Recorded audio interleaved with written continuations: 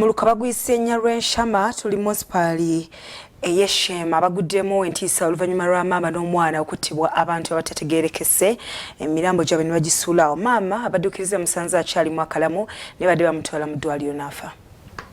Ntiisa ebuutikidde abatuuze ku kyalo Lwabasale mu muluka gw'Eshema disitulikiti y'Eshema bwe basanze mutuuze munnaabwe Atayure Silvia aweze egy'obukulu 3 n'omwana we nga battiddwa.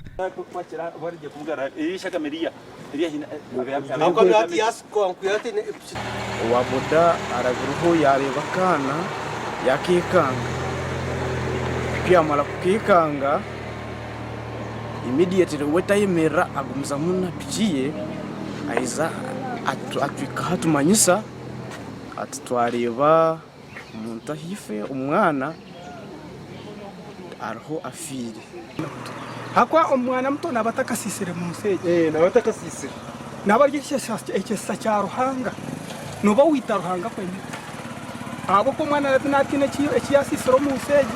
Omwogezi wa poliisi mu Bushenyi Greater Marshal Tumusiime ategeezezza ng'omugenzi bw'abadde anaatera okutuuka ewaka awagwiridde ku bazigu abamuse n'omwana we.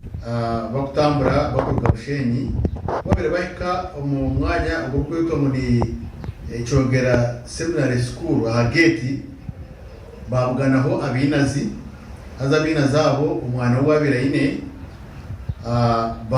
bamwitiraho kandi na n'omukyara kazogu Atayure Silvia bamutema n'umuhoro amarakaho.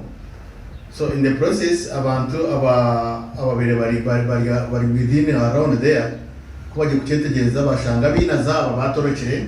Asimu agamba ti abatuuze be bagudde ku bantu bano ku ssaawa 4 ez'ekiro nga basanze omwana afudde kyokka maama we ng'akyalimu akassa naye abadde atuusibwa mu ddwaliro n'afa. Omu ku baasembyewo okulaba ku mugenzi Aruho Thompson amwogeddeko bw'ati. Asante shiwazi muhera atasente nazo muhera Bushenyi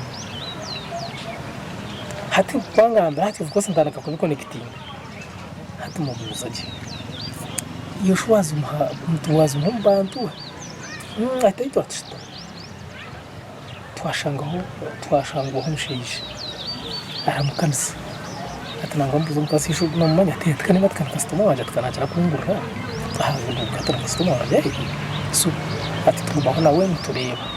Ebikolwa eby'obutemu n'okubba byeyongedde nnyo mu kitundu kino okusinziira ku bantu abamu abaganya okulabikira ku kamera zaffe bya kitongole ky'amawulire ekya SOT TV.